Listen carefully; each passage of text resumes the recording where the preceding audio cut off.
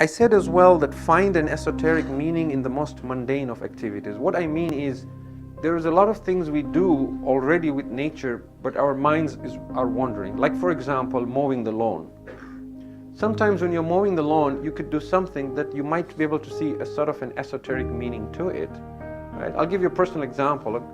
Now my backyard has more weeds than grass or flowers, but a couple of years back when I was mowing the grass rather than mowing the weeds, I still had weeds, and here I was just mowing or going around, and as I was doing that, right in the middle of the lawn, there was this one daisy just looking at me there, just one pretty flower right there in the middle. And I'm just going around in the circle I cut and go second round and third circle, and as I'm going around, I'm thinking, should I mow this? Should I not?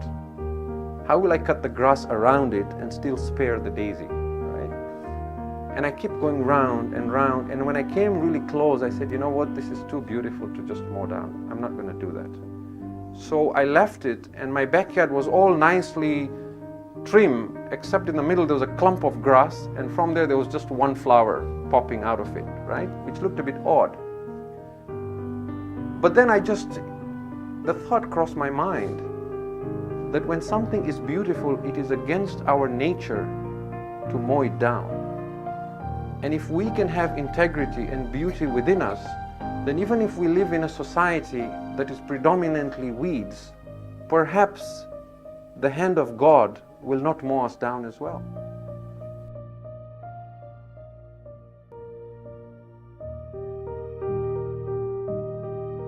And then another thought crossed my mind. I said, maybe if I uproot this plant and I replant it, transplant it somewhere else, it might propagate and spread. So now I'm thinking of how I can preserve this beauty so I can have more of such serendipity or accidents, beautiful accidents in my backyard. And sure enough, I have them popping all over now. But then when I dug it out, I thought it is so delicate. It must have been, so traumatic for this flower to be dug up and replanted. But then I thought perhaps this is what suffering is, that sometimes we are uprooted from what is familiar to us because Allah is trying to retransplant us somewhere else so that we can propagate and spread that to others, right? So it's a simple example, but find something esoteric to whatever you do, and it begins to come. I had a brother here who is not here tonight, but he told me when he does weeding in his backyard, he thinks of weeding, whatever he sees as wrong traits in his heart, that as he's weeding, that's what is the thought in his mind.